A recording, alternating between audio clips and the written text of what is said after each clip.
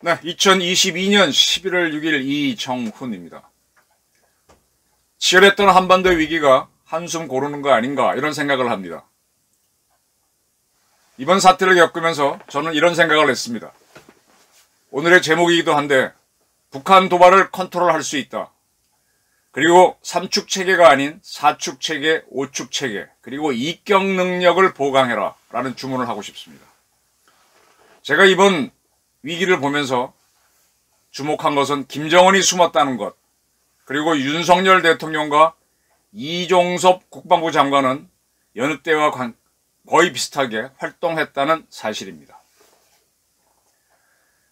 어제가 11월 5일입니다. 비질런트 스톰 한미연합 공중훈련이 종료됐습니다. 마지막 단계로 괌에는 미 13공군 사령부가 있습니다. 대한민국에는 7공군, 일본에는 5공군이 있고요. 13공군에서 B-1B 전략폭격기가 한반도로 날아와서 우리 한국공군의 F-35A, 미 7공군, 주한미 7공군의 F-16과 같이 한반도 상공을 비행하면서 훈련을 끝냈습니다.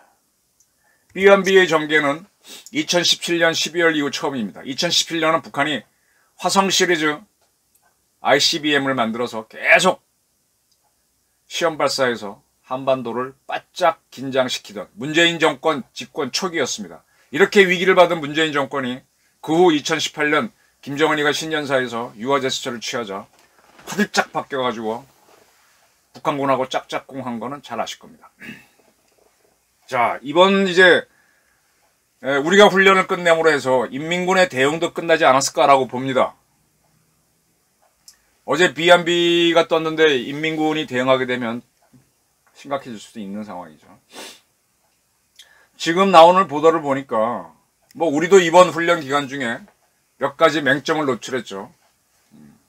훈련과 관계없이 사전에 발사됐던 현무2는 뒤로 날아가다가 자폭이 됐었고, 훈련 기간 중에 발사된 천공2는 통제 불능 상태로 가다가 스스로 자폭했고, 네, 그런 사고들이 있었습니다. 근데 북한군은 더 했다라는 겁니다. 3일날 발사했던 화성 17로 보이는 ICBM은 2단까지 단분리가 됐는데 속도를 내지 못하고 일본 열도를 넘어가지 못하고 동해상에 추락했습니다. 뭔가 북한은 기술적인 문제가 있는 거죠. 그 다음에 이제 북한 공군기들이 대응해서 떴는데 그 중에 몇 대는 추락한 거 아니냐, 몇 대는 아예 이륙조차 하지 못하고 지상에서만 빌빌빌 하다가 끝낸 거 아니냐, 이렇게 우리가 보고 있습니다. 정확하게 공개하지 않아서 그렇지 북한의 탄도미사일들이 이게 아직 조악해가지고, 쉽게 말하면 스텔스 기능들이 떨어져서 한미군이 거의 위치를 정확하게 궤도를 파악하고 있는 것 같아요. 그래서 유사시에 대응할 수 있다라고 일단은 판단하는 것 같습니다. 이번에 이제 북한의 도발이 굉장히 심각했는데 우리가 이제 훈련했죠. UFS인가요? 율지 프리덤 쉴드 훈련을 들어갔다가 그 다음에 비질런트 스톰 연속으로 들어가니까 또 호국 훈련 들어가고 하니까 북한도 뭐 우리 상당히 긴 여러 가지 훈련을 벌였죠. 거기에 대해서 인민군도 대응을 했습니다. 근데 이 훈련을 하는 와중에 우리는 큰 사고를 당했죠.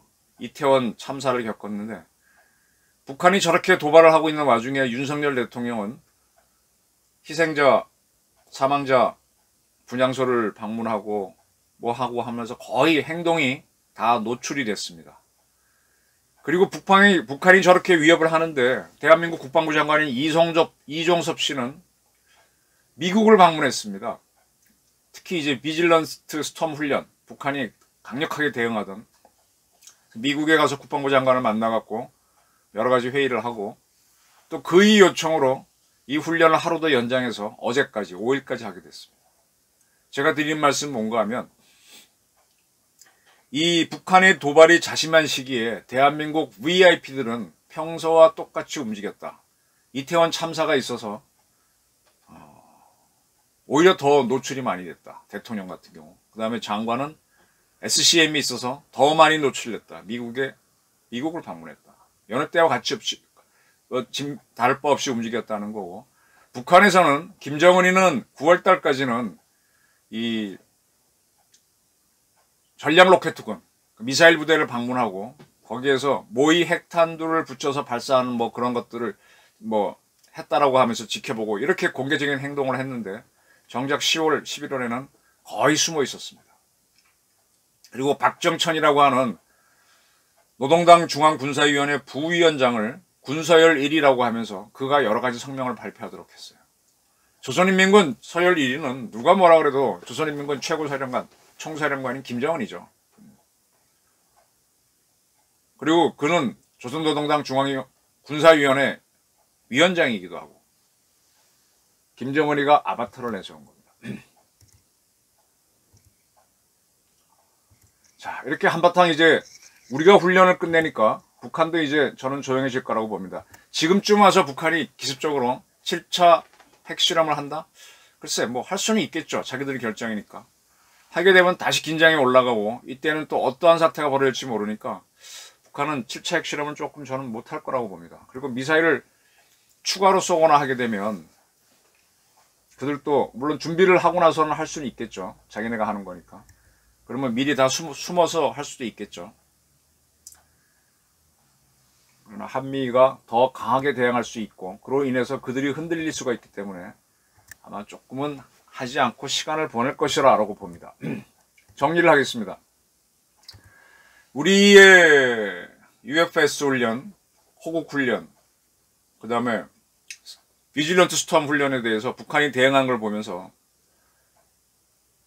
상당히 북한이 힘들어하는구나 라는 게 보이고요. 그리고 그들이 대응하는 걸 보면서 아, 구닥다리 장비를 동원하는구나 라는 게 확실히 드러났습니다. 뭐라 그럴까요? 신라시대 때 만들어진 무기, 칼과 창을 갖고 와서 지금 보게 되면 참 우스운 것 같지만 그걸로도 사람 살해할 수 있습니다. 현대의 최신 무기도 사람을 살해할 수 있지만, 북한의 조악한 무기라 그래서 그게 무섭지 않다는 건 아닙니다. 그러나 신라시대 때 무기하고 현대의 무기는 큰 질적인 차이가 있죠. 뭐 과장법이지만 그런 식으로 남북한 차이를 설명할 수 있습니다. 이번 이제 SCM에서 이 장관이 미국을 방문했는데, 미국의 국가지휘국을 방문했어요. 국가지휘국이 뭔가 하면 미국에 옛날에 16개 정보기관이 있다, 국가정보기관이 있다는데 지금은 조금 더 늘어나서 숫자가 17개인가 19개, 저도 헷갈리는데 그 중에 하나가 국가지휘국입니다. 미국이 이제 수많은 위성을 운영하고 있는데 그 위성으로 자기네들이 적국으로 보는, 가상 적국으로 보는 나라를 다 촬영해서 굉장히 정밀한 지도를 만들어 놓습니다. 그 지도를 가지고 타겟팅을 합니다. 아, 여기에 미사일 기지가 있구나. 그럼 여기다 크루즈를 쐈을 때 앞에는 요런 산이 있고 요런 게 있으니 요렇게 비행하라는 궤적을 넣을 수 있는 거죠. 스텔스기들이 들어간다고 하면은 스텔스기들은 적 레이더는 안 잡히지만은 나는 적을 찾아가야 되잖아요. 근데 이 찾아가는 표적을 찾아가는 우리 스텔스기가 레이더를 딱 쏴서 적을 찾으면은 이 레이더파를 인민군이 잡아서 우리 스텔스기를 잡습니다. 그러니까 우리 스텔스기도 들어갈 때 레이더를 쓰면 안 돼요. 우리 스텔스기가 들어갈 때 뒤에서 엔진 열이 나오잖아요. 그 열은 적군에도 잡혀요. 그래서 스텔스기들은 비행기 뒷날개 위에다가 엔진 불이 나가게 합니다. 이 뒷날개가 좀 막아주도록. 스텔스가 완전히 안 잡히는 건 아니고 비행기가 지나간 다음에 후방으로 돌리면 조금은 잡힙니다. 근데 덜 잡힌다는 얘기죠. 따라서 우리 스텔스기가 이북으로 침투한다라고 하면은 레이더를 쓰지 말아야 돼요. 그럼 어떻게 하느냐? 컴퓨터에다가 아까 미국 국가지휘국이 어떤 산 속에 이렇게 돌아가서 있다라는 지도를 딱 잡아주면 그걸 입력해서 또 북한 전체 지도를 다 입력해 놓고 요렇게 미리 도상 연습한 다음에 컴퓨터 입력한 대로 그대로 날아가는 겁니다. 눈 감고 그냥 가는 거예요. 이게 훈련입니다. 그런 거 연습하는 게 비질런트 스톰 훈련 같은 거죠. 이번에 그러한 거를 다루는 미국의 국가정보지휘국을 이종섭 장관이 방문했습니다. 지난번에 한동훈 법무부 장관이 미국 방문했을 때는 FBI를 방문했었죠. 그래서 북한이 개입된 걸로 보이는 비트코인 문제, 북한도 관심이 있죠. 우리나라에서 이상한 송금이 있었고 그걸 논의했다라고 하는데 이번에 상당히 여기 주목할 대목입니다. 국가지휘국을 방문했다는 것은 우리가 지금 확보하고 있는 것으로 알려진 700여 개의 표적을 때리겠다라는 간접적인 의사표현입니다. 하나 주목해서 보셔야 될 게 아프간에 이제 미국이 들어가서 2001년 9.11 테러를 당한 다음에 작전을 하다가 2011년 5월 2일 미 해군 주도로 넵튠 스피어 작전을 합니다. 파키스탄에 알카이다의 1인자인 오사마 빈 라덴이 숨어 있었습니다.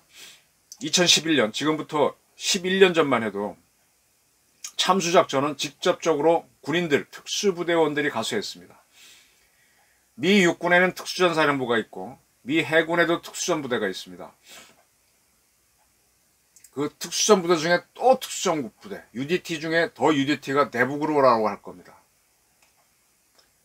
그런 부대원들이 인도양에 있던 미국 항공모함에서 MH-47, MH-60 같은 특수작전 헬기를 타고 파키스탄으로 들어가서 한 은신처에 있던 그의 집에 한밤중에 착륙한 다음에 들어가서 오사마 빈 라덴을 사살했죠. 그리고 그의 시신을 갖고 와서 인도양에서 바다에 수장시켰습니다. 이때의 참수작전은 이러했습니다. 미군 이 작전이라도 하고 난 다음에 아프간에서 철수를 합니다. 그러한 미군이 올해 1월일 겁니다. 그 오사마 빈 라덴 사살 이후 다시 알카에다를 이끌게 된, 이름은 뭐 하도 길어서 건너뛰겠습니다. 그 친구도 역시 아프가니스탄 카불에 있었는데 미국의 무인기 리퍼 MQ-9을 이용해서 알자와힐이군요. 알자와힐이 사살했습니다. 그때는 우리 특수작전 부대를 투입한 게 아니라 무인기가 날아가서 떠 있다가 그가 이제 담배를 피는지 뭐 무슬림이니까 잘 모르겠다. 베란다에 나왔는데 베란다로 폭약도 아닙니다. 그냥 쇳덩어리를 날려버린 짝대기를. 날아가다 이게 촥 하면서 칼날이 나오죠. 그걸로 사람을 잘라버린 겁니다. 이렇게 할 수 있었던 거는 미국 CIA가 그를 계속 추적해 오다가 발견한 다음에 리퍼를 움직이는 미 공군한테 이제 같이 연합작전해서 제거한 거죠.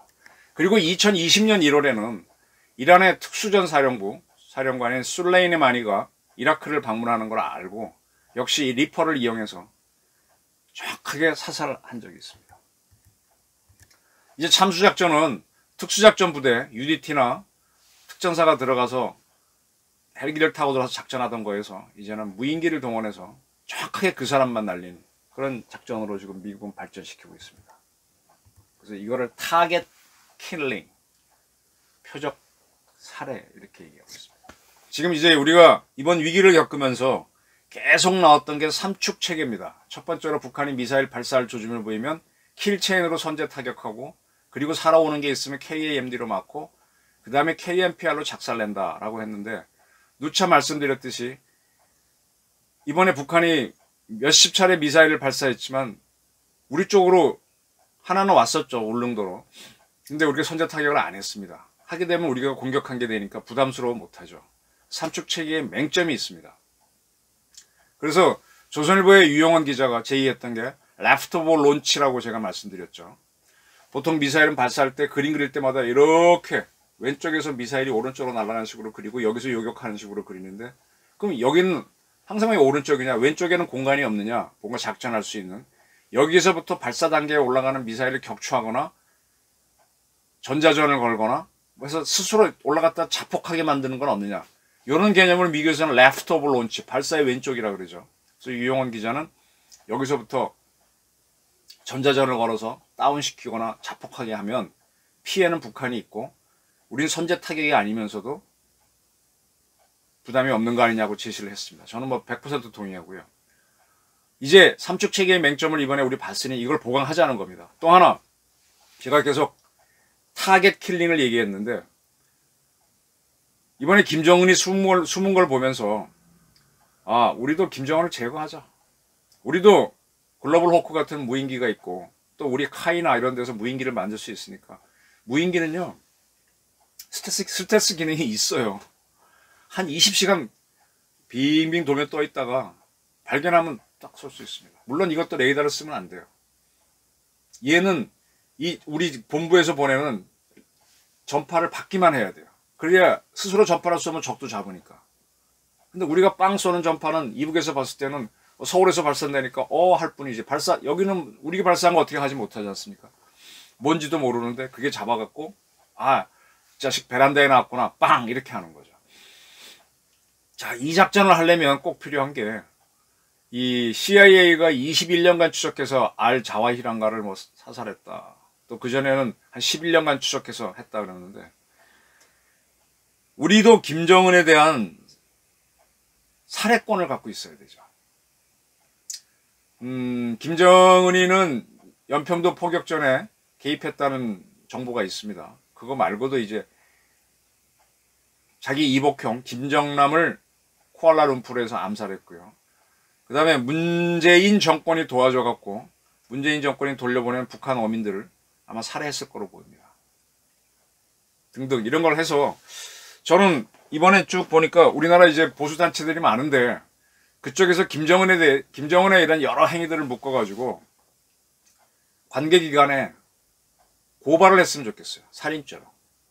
지금 자유민주당이 이번에 이태원 사건 일어나고 하니까 시내 곳곳에다가 플래카드를 걸었어요. 애도한다라고 하면서. 그리고 쭉 제가 보니까는 이 세월호 사건 때 막 그 분향소 만들어 놓고 뭐 오랫동안 간 것들이 있잖아요. 그런 위치에다 많이 걸어서 이제 그런 좌파들이 이태원 사건을 정치적으로 이용하는 걸 막으려고 많이 노력했구나 하는 게 보이는데 그 자유민주당을 이끄는 분은 고영주 변호사시고 고영주 변호사께서는 문재인은 공산주의자라고 했다가 그게 문제가 돼서 문재인 정권 내내 시달리다가 최근 재판에서 다 무죄 선고했던 그런 상당히 강경 인사시고 뭐 올바른 분이십니다. 그리고 애국자신데 이런 단체들에서 조금 고발을 해주면은 수사기관에서 수사를 해서 법원에서 벌석 재판으로 사형을 선고해주면 작전하기가 좋죠.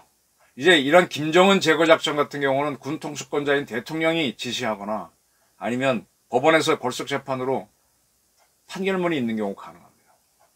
지금 북한은 핵무력 정책법에 따라서 언제든지 김정은 지시로 핵을 사용할 수 있도록 돼 있습니다. 그러니까 김정은은 우리를 죽일 수 있도록 이미 권력을 갖고 있기 때문에 누군가가 재판을 걸어서 대통령이 지금 안 할 수도 있으니까 사형 선고가 나오도록 해놓고 그렇게 되면 우리가 이제 글로벌 호크 같은 걸 가지고 암살 작전을 준비할 수 있죠. 지금 이걸 추진하려면은 북한 김정은을 추적하는 이제 국가정보원이 정상화돼야 되는데 지금 국정원이 외교관 출신 원장이 가서 여러 가지 인사 조치를 취하고 뭐 얼마 전에 보니까 1급 국장하던 사람들이 이제 나왔더라고요. 저 나왔습니다 그러길래 최근 들으니까 이제 고미치 이제 단장급 그 다음에 처장급까지 이렇게 하도 문재인 정권 때 우리 국정원이 통일부가 돼 있었잖아요. 이북 내통부였잖아요. 계속 인사 조치를 하고 있는데 좀 문제가 있는 모양이에요. 이번에 기조실장도 뭐 갑자기 교체되고 그랬는데 그 감찰실장이 굉장히 중요합니다. 국정원을 또 들여다보는 감찰 정보기관이라고 할 수 있는데 거기에 민변 출신 사람이 가 있습니다. 문재인 정권이 심어놨는데 뭐 계약 기간이 끝나지 않았다고 버티고 있어서 자꾸 정보가 새는 거 아니냐 그렇게 의심들을 하고 있습니다. 이 김규헌 원장이 외교관 출신이라 그래서 이 외교는 백조가 있으면 우아한 모습이 외교라면 그 밑에서는 막 물갈퀴를 이렇게 하잖아요. 그게 국방하고 정보입니다. 그쪽 분야를 역시 해본 사람들이 잘하는데 좀 약한 게 아니냐 그렇게 봅니다. 이상민 행정안전부 장관, 행정안전을 하는 거는 미리 방범행위, 터졌을 때는 즉응행위, 그 다음에 수사행위 쭉 들어가야 되는데 이상민 씨는 판사잖아요. 판사는 다 끝나고 경찰이 수사하고 검찰이 다시 수사해서 넘긴 걸 가지고 그거 갖고 사후에 판단해서 아 이게 이거구나 학자적인처럼 늦게 판단하는 사람이잖아요.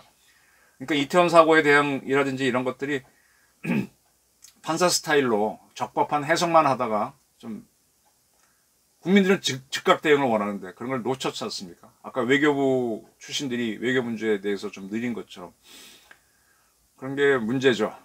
문제입니다. 이런 거는 좀 고쳐야 되는데 어쨌든 간에 국가정보원이 정상화돼서 모든 정보 뭐 일본하고 지소미아 미국과의 협력해서 김정은의 위치를 확보하고 자신 있으면 바로 뭐 공군을 통하던 동원해갖고 암살작전 들어가야죠. 저는 이거를 오축 체계라고 명명하고 싶습니다. 오축 체계. 그 오축 체계도 우리 적법한 절차에 따라 하는 거고 하니까 설사 나중에 문제가 되더라도 뭔가 근거가 있는 거죠. 지금 북한을 다루려면 핵을 가진 북한을 다루려면 계속 강대강으로 강압을 해야 됩니다. 이 북한의 김정은은요 제일 쉬운 게 문재인 같은 사람이에요. 아 북한하고 뭐 퍼주겠다 뭐 해주겠다 뭐 알아서 설설 길고 그때는 이용해 먹다가 미국 반대 때문에 안 되면은 삶은 소대가리로 욕하고 차 버리면 그만이에요. 그래도 아무것도 못해요. 돈 떼먹어도 못하고 아무 소리 못하고. 근데 우리가 이렇게 강한 훈련을 하고 그러면 저들도 긴장을 하고 대응하다가 허점이 노출됩니다. 아 이들의 맹점이 이거구나. 그리고 거기에 대해서 이런 식으로 4축, 5축을 채우는 겁니다. 자 이런 걸 채우려면은 이제 우리가 추가로 갖춰야 될 게 자 북한이 우리 한반도 쪽으로 미사일 쏜다고 할 때 우리가 사드나 팩3, 천공투로 요격 못하는 문제가 있죠. 이거를 추가하려면은 SM3를 넣어야 된다. SM3를 2차 이지스 사업에 넣어야 되는데 지금 안 넣었죠. 그걸 추가라도 넣어야 되고 그 다음에 북한이 어떤 식으로 우리를 협박하게 되면 우리도 세컨 스트라이크 기능이 있어야 되니까 밸런스 오브 테러도 해야 되니까 이격을 갖춰야죠. 그래서 현무 2보다 더 큰 4를 실 수 있는 잠수함이 필요합니다. 이러한 잠수함은 공격 원자력 잠수함이죠. 핵탄두는 없지만 상당히 강력한 SLBM을 씹은 원자력 추진 잠수함이 필요합니다. 이거를 지금 윤석열 정부가 안 하고 있어요. 이건 맹점이죠. SM3 탑재한 이지스도 안 하고 있어요. 이거 맹점이죠. 이거 고쳐야죠. 그 다음에 이번에 역시 F-35가 위력을 발휘했습니다. 그 전에 F-35 도입한다 그럴 때 많은 사람이 반대했어요. F-35 도입과 관련했던 사람하고 엊그저께 정신 먹으면서 야 그때 안 도입했으면 어떻게 했겠나 하고 참 그때 반대했던 사람들 이렇게 얘기한 적이 있는데 지금 F-35B를 도입하자라고 하는 데서 반대하는 사람들이 굉장히 많아요. 근데 지금 비질런트 스톰 훈련할 때 미군이 우리 쪽에 보낸 스텔스기는 F-35B였습니다. F-35B를 탑재한 한국형 항공모함 건조를 하자 그러다가 이게 윤석열 정부에서 스톱됐습니다. F-35B를 탑재한 한국형 항모가 동해나 서해로 쭉 들어간다면 북한은 양쪽에서부터 세스 작전 스트레스를 받습니다. 네. 이런 것들이 이격이 되는 거죠. 아까 제가 4축, 5축 얘기했는데 이런 이격 능력을 갖추고 계속 북한을 압박해 들어가는 겁니다. 그리고 국정원이 좀 더 활발하게 움직여서 호위총국 요원들을 뭐 어떻게든 매수하든 뭐하든 해서 그들이 김정은을 암살하게 해야죠. 그리고 거기서 폭동이 나게 해야죠.